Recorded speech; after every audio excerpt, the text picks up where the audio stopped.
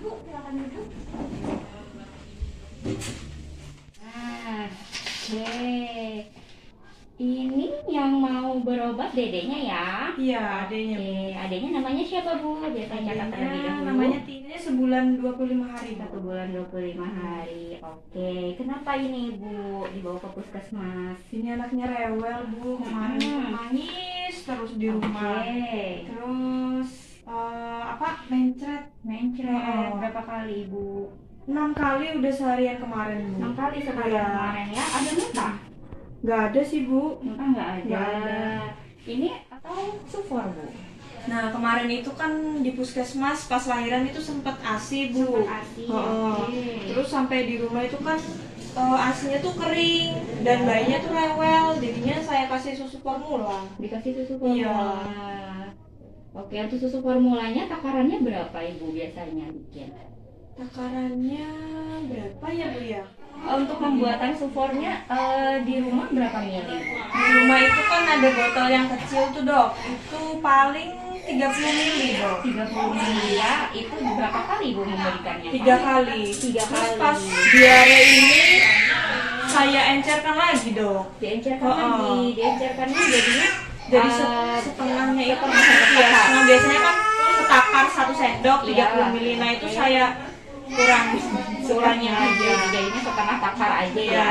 tapi tetap 30 mili. Iya, tetap 30 Oke. mili. Ini tadi berat badannya kita dapatkan 2.900 gram. Kemudian panjang badannya 50 cm. Lalu untuk posyandu kemarin berat badannya 2.950 ya Bu ya? Iya, Betul ya? pas posyandu kemarin. Pas posyandu kemarin 2.950 ya. Oke, tapi untuk panjang badannya tetap di 50 cm. Iya, Ya Bu ya? tetap sama. Berarti kemarin waktu posyandu juga mendapatkan imunisasi ya? Iya. Untuk menyusuinya nih, untuk ASINya, kalau sehari berapa kali menyusuinya?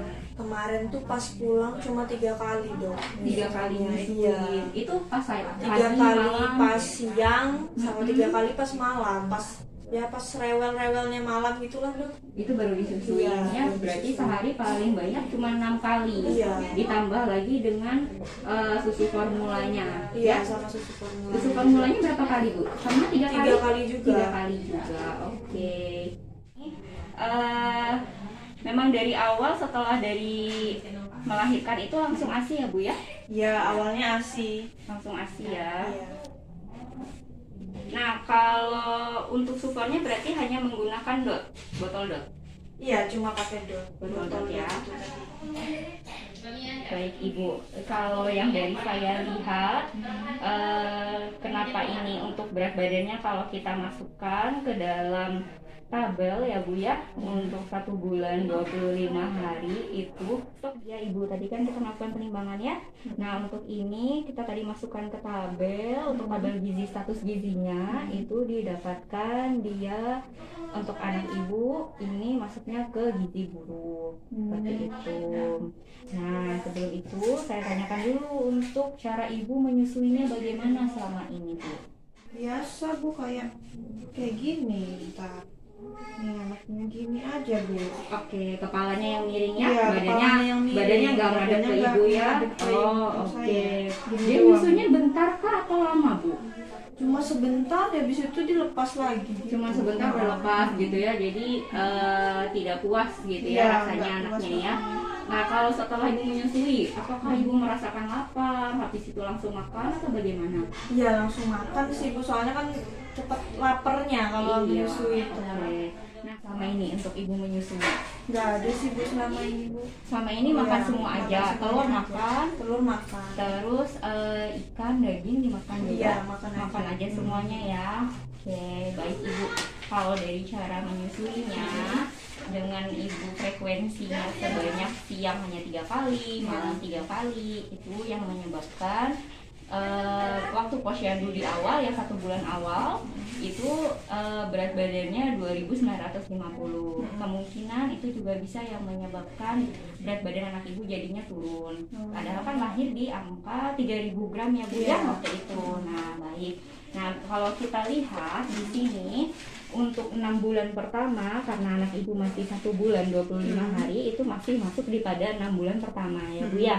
Nah, di sini kan ada gambar untuk ibu menyusui. Ya, bisa kita lihat. Lalu di sini juga ada. Nah, di saat ibu menyusui ini, kalau memang ibu misalnya haus atau butuh misalnya, karena kadang kan kalau kita duduk terlalu lama bisa pegel ya Bu ya, bisa dibantu untuk suaminya untuk memijatkan belakang ibu dulu gitu ya.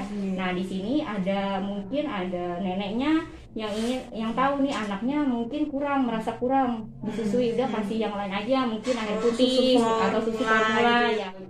Bagusnya untuk 6 bulan pertama itu hanya ASI saja gitu. Nah, untuk posisi menyusuinya juga sampai malam hari pun sama gitu ya, tetap disusuin saat malam hari. Lalu frekuensinya kita akan lihat. Nah, untuk pagi hari bisa ibu lihat gambarnya ada 4 ya Bu ya. Berarti untuk pagi hari minimal itu 4 kali ibu menyusui ya, begitu. Kemudian saat siang hari, di saat dia mungkin kan biasanya anak-anak yang masih kurang dari 6 bulan itu tiap 2 jam sekali dia pasti minta menyusu gitu ya. Nah, untuk siang hari pun sama, 4 kali juga menyusuinya minimal gitu ya. Nah, untuk malam pun sama, karena kalau malam biasanya kan beberapa bayi bisa begadang untuk minta menyusu gitu, sama 4 kali juga. Jadi total dalam sehari itu ibu menyusui minimal 12 kali begitu. Lebih banyak ya Bu ya? Iya, jadi harus lebih sering untuk menyusuinya ya. Seperti ini, apakah mulut bayi ibu posisinya seperti ini ketika menyusui? Enggak sih, dia kayak cuma bagian pentilnya aja Bu. Bagian pentilnya saja ya. Oke, nah yang ini seharusnya memang untuk bayi itu ini mulutnya, ini aerola putingnya. Jadi nanti usahakan ibu harus melihat anaknya dulu, mulutnya terbuka dengan lebar apa tidak. Kalau belum terbuka dengan lebar, jangan dikasih dulu putingnya. Nanti ibu akan pasti seperti awal lagi. Ini jadinya mencucu posisinya begini ya. Jadinya lecet. Iya betul. Jadi lebih sering lecet. Jadi dia pun menghisapnya tidak maksimal gitu ya. Jadi usahakan seperti yang digambar. Ini kan terbuka semua ya. Mulutnya harus terbuka lebar. Kemudian bibir bawahnya juga harus terbuka, bibir atasnya terbuka, baru hak. Ini baru posisi yang bagus. Jadi ibu tidak sakit, anaknya pun nyaman gitu untuk menyusu kepada ibunya gitu. Jadi ini posisinya harusnya. Baik, coba saya contohkan ya Bu ya. Biasanya ini anaknya saya angkat dulu sebentar, ibu tangannya seperti ini anaknya saya taruh, kemudian hap. Jadi kepala badannya lurus menghadap ibu semua gitu. Jadi pasti dipastikan ini anaknya tidak mungkin ketutupan hidungnya gitu. Iya, nanti jadi ibu merasa nyaman. Kalau ibu merasa pegel di sini, ibu ganjel bantal di sini. Gitu ya. Jadi enak, ibu enak, anaknya juga enak menyusuinya. Jadi kalau memang anaknya sudah kenyang, dia sudah selesai menyusui, dia pasti akan memberi tanda gitu ya.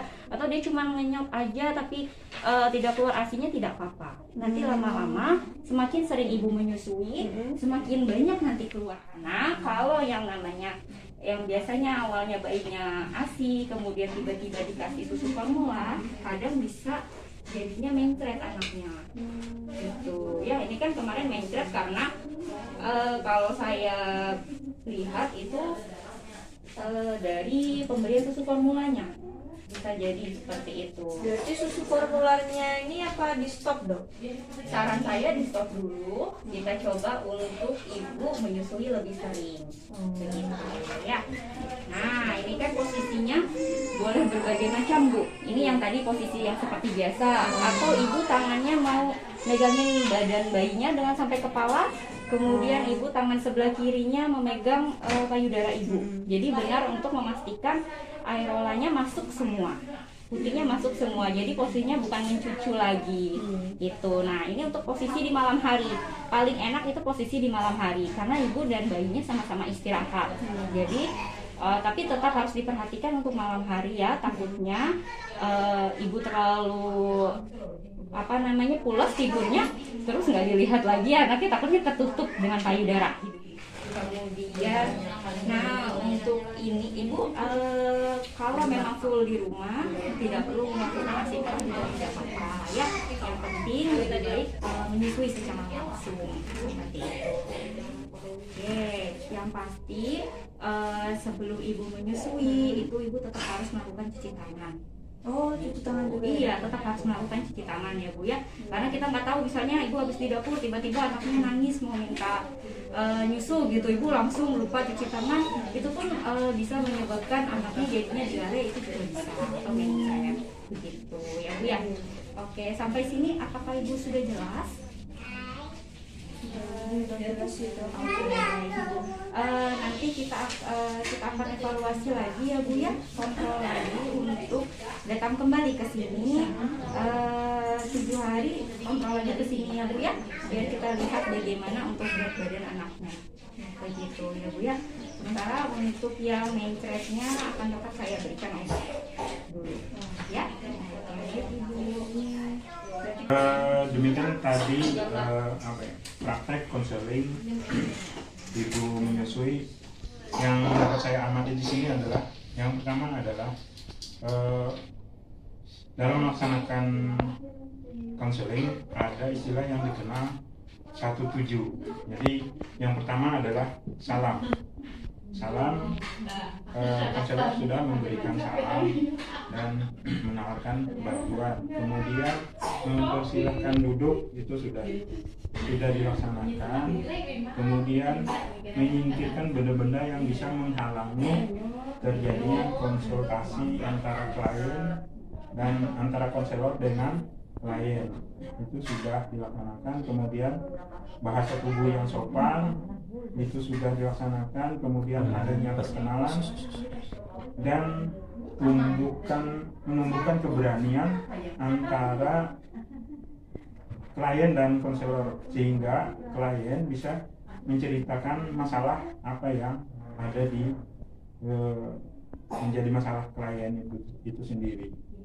Kemudian yang tadi adalah S, yang salam. Kemudian yang T, tanyakan.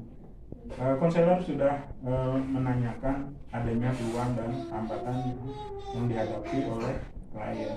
Kemudian selama pembicaraan sudah ada terjadi kontak mata. Kemudian si konselor sudah meyakinkan beberapa keterangan yang diberikan untuk membantu kliennya menemukan akar masalahnya. Kemudian di dalam menguraikan itu sudah menyampaikan informasi gizi yang berkaitan pada masalah klien. Kemudian mengupayakan klien untuk memahami permasalahan ini sudah dilakukan oleh konselor. Kemudian menggunakan media, salah satu medianya adalah